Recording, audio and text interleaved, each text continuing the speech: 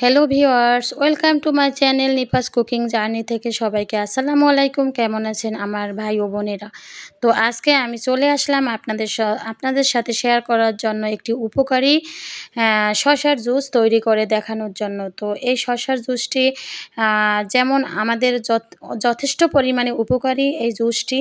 তো এই জুসটি যদি এভাবে বাসায় তৈরি করে আপনারা বাসায় তৈরি করে এভাবে খান, তাহলে কিন্তু আপনাদের প্রাণ এবং কলিজা ঠান্ডা হয়ে যাবে। শরীরকে যেমন সতেজ এবং স্বস্তি দেয়, তেমনি শরীরের বিভিন্ন পুষ্টিগুণ বাড়িয়ে দেয়। তো আমি ২টি শসা নিয়েছি, শসা ২টি একদম ফ্রেশ নিয়েছি। আপনারা যদি বাসায় ট্রাই করেন অবশ্যই ফ্রেশ শসা নিয়ে নেবেন। আমি একটি শসা ভালোভাবে খোসা ছাড়িয়ে নিলাম এবং আরেকটি শসার অর্ধেক আমি খোসা ছাড়িয়ে নিয়েছি। আর খোসাসহ কিছু অংশ আমি ভালোভাবে পিস করে নিব।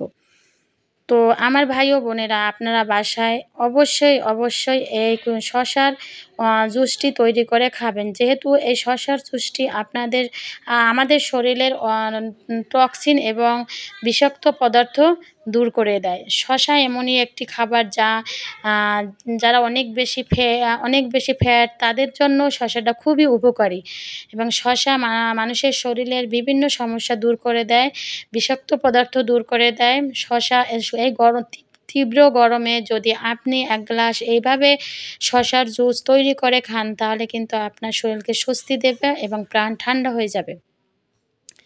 দেখেন আমার কিন্তু শসাগুলো কাটা হয়ে গেল। এখন আমি লেবু ভালোভাবে কেটে নিব, যেহেতু আমার লেবুর রস শসার জুসে প্রয়োজন।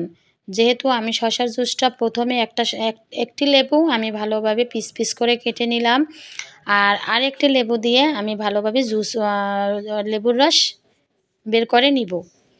তো আমার ভাই ও বোনেরা অবশ্যই বাসায় একদিন হলেও শসার জুসটি বাসায় ট্রাই করবেন, যেহেতু অনেক উপকারী আমাদের এই জুসটি শরীরের জন্য। তো আমি কিন্তু আপনাদের ভালোভাবে এই জুসটি তৈরি করে আপনাদের সাথে শেয়ার করতেছি। আর যদি ভালো লাগে অবশ্যই আমাকে সাবস্ক্রাইব করবেন আর পাশে থাকা বেল বাটনটি অন করে দিবেন, নতুন ভিডিও পেয়ে যাবেন। আর লাইক ও কমেন্টস করবেন। তো দেখেন আমি প্রথমে কিন্তু বাটিতে 1/2 কাপ পরিমাণ পানি নিলাম, আর এর মধ্যে আমি ৩ থেকে ৪ চামচ চিনি ভালোভাবে মিশিয়ে নিব। দেখেন আমি চামচ দিয়ে ভালোভাবে মিশিয়ে নিলাম।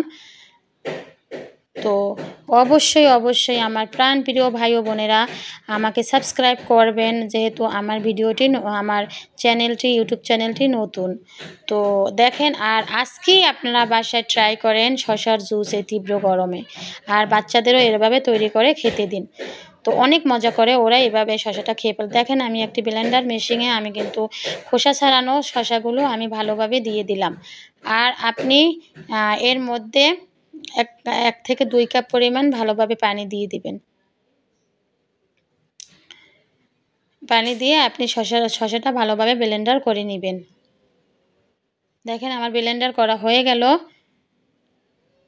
নাড়িয়ে চাড়িয়ে নিলাম ভালোভাবে।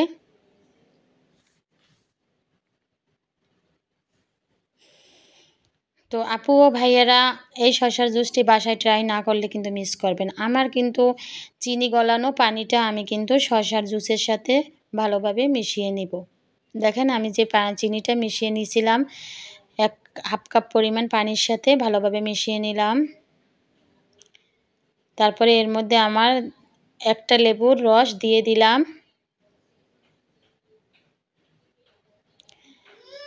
এই তো, আর এটা আমি ভালোভাবে এখন ছেঁকে নিব। ভালোভাবে ছেঁকে নিলাম আমি। দেখেন আপনি এরকম ভালোভাবে অবশ্যই ছেঁকে নিবেন। আমি ভালোভাবে ছেঁকে নিলাম। এই তো আমার অলরেডি শসার জুস হয়ে আসছে।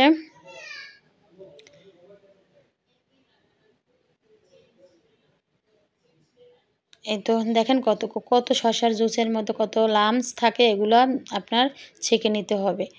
তো এই দেখেন আমার শসার জুস রেডি হয়ে গেল। এখন আপনি প্রাণ ঠান্ডা করার জন্য, যেহেতু আপনার শসাটা খুবই উপকারী একটি খাবার, তো এর মধ্যে আপনি ভালোভাবে নেড়েচেড়ে নিলাম চিনির পানি, লেবুর রস আর শসা ব্লেন্ডার। তো আমি 2টো গ্লাস নিয়ে নিলাম। এখন আপনি গ্লাসের মধ্যে 2টো করে বা 3টে করে আপনার যেরকম ঠান্ডা খান এরকম আপনি আইস দিয়ে নিবেন। আমি কিন্তু দুটো করে আমি দিয়ে দিলাম আইস। আর আমার যে পিস করা লেবুগুলো ছিল, লেবু দিয়ে দিলাম। আর শসা যে পিস করা ছিল শসাগুলোও দিয়ে দিলাম। তো দেখেন আমার এর মধ্যে আমার শসা শরবতটি আমি ঢেলে দিলাম আমার গ্লাসে। হয়ে গেল আমার শসার জুস। দেখেন এর মধ্যে আমি এখন পিস করা শসাগুলোও দিয়ে দিলাম, যে শসাগুলো আমি আলাদা খোসাসহ রেখেছিলাম। আর এর মধ্যে কিন্তু আমি পিস করা যে লেবু কেটেছিলাম এগুলোও দিয়ে দিলাম। দেখেন অলরেডি হয়ে গেল আমার শসার জুস, এবং অনেক উপকারী এই জুসটি। আপনি যদি বাহির থেকে ঘরে ঢুকে এই জুসটি খেতে পারেন তাহলে আপনার শরীরে যেমন স্বস্তি দেবে এবং আপনার প্রাণ কলিজা ঠান্ডা হয়ে যাবে। অবশ্যই অবশ্যই বাসায় ট্রাই করবেন, মিস করবেন না আমার ভাই ও বোনেরা। রেডি হয়ে গেল আমার শসার জুস। দেখেন দেখতেও কতটা চমৎকার, লোভনীয় এবং খেতেও কিন্তু অসাধারণ এবং শরীরের জন্য খুবই উপকারী। আপনারা ট্রাই করতে ভুলবেন না। ভালো থাকবেন সবাই। শুভকামনায়। আল্লাহ হাফেজ।